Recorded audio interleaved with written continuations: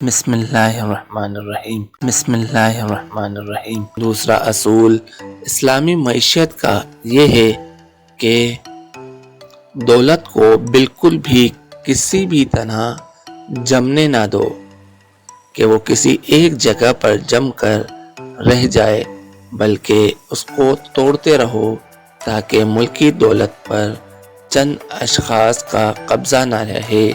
لہٰذا سب سے پہلے موجودہ سودی بینکنگ نظام کو ختم کرنا ہوگا۔ اس کا فائدہ یہ ہوگا کہ لوگ بینکوں میں پڑا سارا پیسہ باہر نکال کر مارکیٹ میں لائیں گے، کاروبار کریں گے، کارخانے لگائیں گے، جس سے ایک تو بے روزگاری ختم ہوگی، دوسری طرف مقابلے کی فضا قائم ہوگی۔ آپ دیکھ رہے ہیں تعلق بازار اور میں آپ کا ہوسٹ نوید احمد شاہ آپ کے لیے اچھے واقعات اور مسائل اور ان کا حل لے کر حاضر ہوتا رہتا ہوں۔ آج بھی میں آپ کے ساتھ اسی طرح ایک اور مسئلہ ڈسکس کرنے جا رہا ہوں، جو کہ دنیا کی معیشت کا مسئلہ ہے، جو کہ مسلمانوں کی زب و حالی کی وجہ ہے، اور اس کا حل کیا ہے۔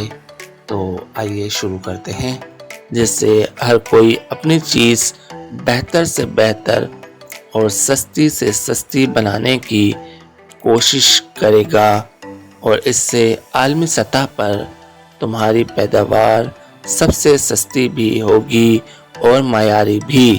یہ دو کام حکومت اور حکمران طبقے کے کرنے کے ہیں۔ تیسرا اصول اسلامی معیشت کا یہ ہے کہ ضرورت سے زائد چیزیں، پیسہ اپنے پاس نہ رکھو، بلکہ اسے اللہ تعالیٰ کی راہ میں اس کی مخلوق پر خرچ کرتے رہو، اور اپنے رشتہ داروں، ماتحتوں، نوکروں، پڑوسیوں پر خرچ کرتے رہو، جس کے نتیجے میں وہ بھی پورے اخلاص کے ساتھ آپ کے کاروبار میں بھی مدد کریں گے، اور اس کے بڑھنے کی تمنا بھی کریں گے اور دعائیں بھی دیں گے، بجائے اس کے کہ وہ تم سے حسد کرے اور تم کو نقصان پہنچانے کی کوشش کرے، تم سے چوری کرے، ڈاکہ ڈالے یا تم سے مال چھینے۔ اتنی ہی زبردست بات کی ہے اسلامی معاشرہ کس طرح وجود میں آتا ہے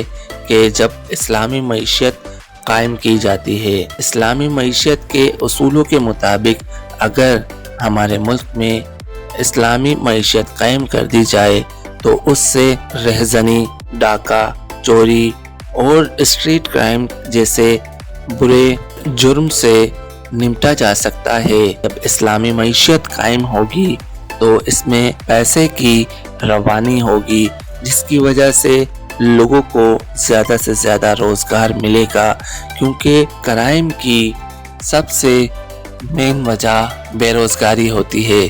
جس ملک میں بے روزگاری بڑھ جاتی ہے وہاں کرائم بھی بڑھ جاتا ہے، جس کی وجہ سے ملک کا امن اور سکون ختم ہو جاتا ہے۔ جن کے پاس پیسہ نہیں ہوتا وہ پیسے والوں سے حسد کرتے ہیں اور اس کے بعد ان کی پیسے پر نظر رکھتے ہیں، چوری کرتے ہیں، رہزنی کرتے ہیں، جس کی وجہ سے امن و سکون برباد ہوتا ہے۔ تو آج سے ہم یہ فیصلہ کر لیں کہ آج کے بعد ہم اپنا پیسہ اور اس کو خرچ کرنے کا طریقہ اسلامی معیشت کے مطابق اور اس کے اصولوں کو اپناتے ہوئے خرچ کریں گے اور جمع کریں گے، تو اس سے معاشرے میں بہت سارے مسئلوں سے نپٹا جا سکتا ہے۔ تو جناب آج تک کے لیے اتنا ہی، پھر انشاءاللہ نیکسٹ ویڈیو میں حاضر ہوں گا۔